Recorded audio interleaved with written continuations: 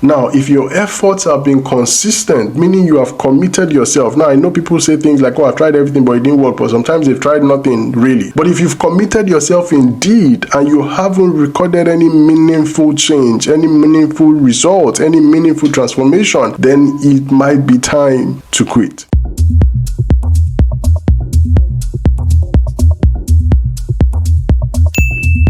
Hi there, Ife George here. Welcome to day 19 of your 21 days to transformation. I didn't know to what degree I was going to be emotionally entangled.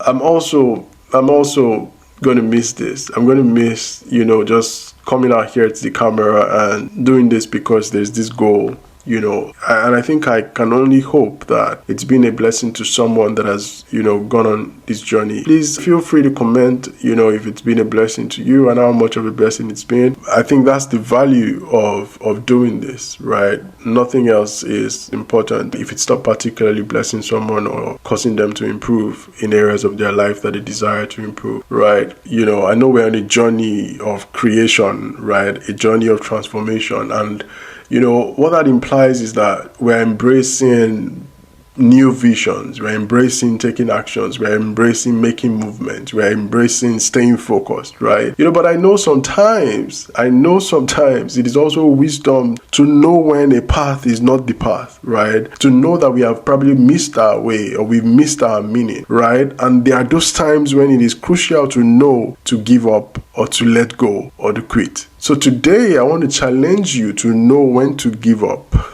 or to know when to quit. Now that's a hard talk, right? Nobody wants to know or hear that they actually need to quit at some point. But I believe that knowing when to give up or knowing when to quit is a skill, right? And just as the skill for focus is, I believe that knowing when to give up is just as crucial as the skill for focus is, right? By popular standards of motivation, one typical expression you would always hear is never quit or don't give up, right? There's even that profound idea that winners never quit and quitters never win. Now, I think that the idea behind not quitting must be made clear. Right? It must be made clear. Those expressions lose their meaning the moment they are being generalized, because it becomes myopic to generalize that expression without knowing a person's personal experience. It becomes loose to generalize those expressions without the individual experience of a person.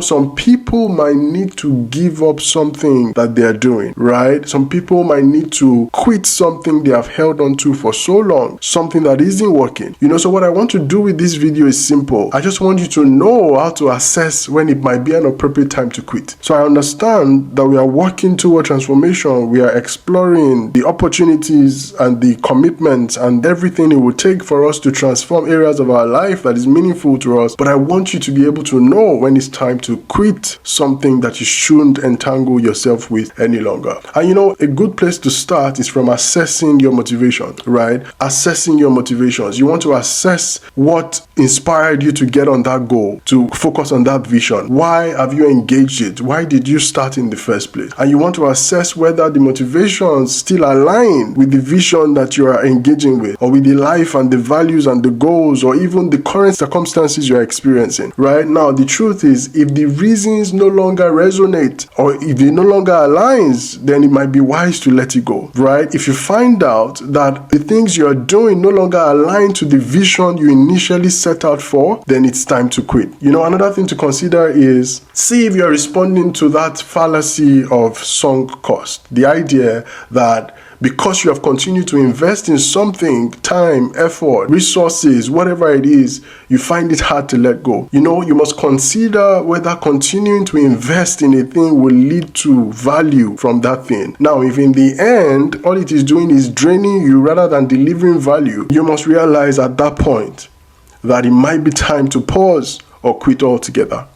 Right? And just off the back of that, you might also want to identify patterns, right? You might want to identify patterns, of progress that you're making, because if, for example, you're engaged in a thing and progress isn't actually being made, then you clearly want to be able to know how you assess progress. How much progress have I made within a specific timeline? And, is there a realistic way to measure what progress I should have made? Now, the idea is that you should be able to judge that and understand what shows that progress is being made. You can judge that by, say, how long you've been stuck at the same point, right? You can judge that by evaluating all you've tried and to what degree they've helped or not helped. Now, if your efforts have been consistent, meaning you have committed yourself. Now, I know people say things like, I tried everything, but it didn't work. But sometimes they've tried nothing really. But if you've committed yourself indeed and you haven't recorded any meaningful change, any meaningful result, any meaningful transformation, then it might be time to quit. Now, my final idea, and I know that there are multiple ideas to consider on this matter, but my final idea is that you can consider the effect of what you're committing to on your well-being, right? Consider how it impacts on your mental, your emotional, your physical health, and consider if losing yourself is a worthy exchange for that pursuit. If you're losing yourself in the pursuit of anything,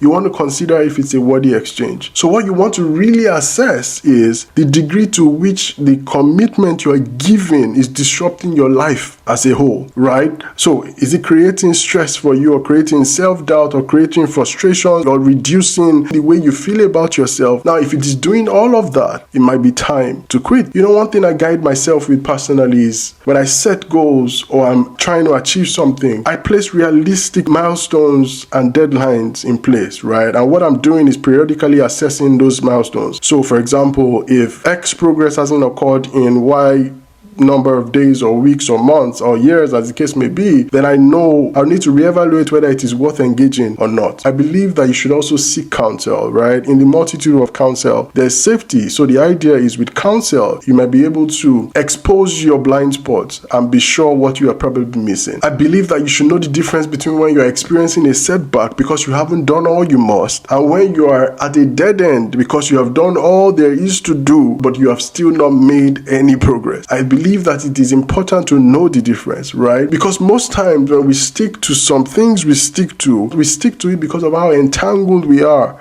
to those things emotionally. And the truth is, many times our spirit man knows these things, right? Our spirit man knows. It knows when we have stayed so long on something we shouldn't remain committed to. It knows when we shouldn't remain entangled with a thing. Sometimes even when we shouldn't start a thing. Right? And I understand that it is by reason of use that our senses are sharpened. So you want to be able to commit to listening to your spirit, to paying attention to it, to sharpening it, to trusting your intuition. You've been given that spirit for a reason, right? So you want to pay attention to it. It is there to guide you, right? I understand that the spirit of man is the candle of the Lord. Now, finally, right, you want to consider what else you could be doing and why. It's like, if I'm going to give this up, what am I replacing it with and why?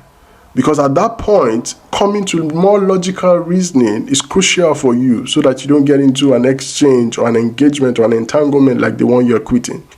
Understanding that quitting is a skill and that giving up isn't always weakness is wisdom, guys. It is wisdom. I've had to quit some things. That I committed to, but I realized we're not working, and I set a timeline, and when I saw that it was the same, I did quit. Now, it is a sure proof of your level of awareness, right? When you understand to do that. It is a sure proof of the trust you have in the spirit you've been given to guide you when you understand to do that. Now, remember, saying no to something is often saying yes to something else, all right? Saying no to one thing is saying yes to another. And so you want to consider the value of that no by the value of the yes that is being said.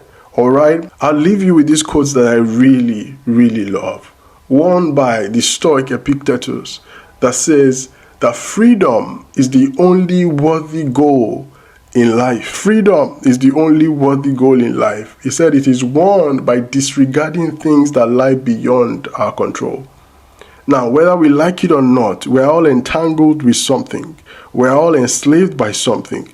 But the idea is the degree to which you can disconnect or detach yourselves from things that entangle you or define the things you are enslaved to. Your freedom is defined. The degree to which you can define the things that enslave you define the degree of freedom that you have. And another one by Marcus Aurelius says that if you are distressed by anything, says the pain is not due to the thing itself, but to your estimate of it. And this you have the power to revoke at any moment. I hope you realize that you do. I'm rooting for you. See you on day 20. Bye for now.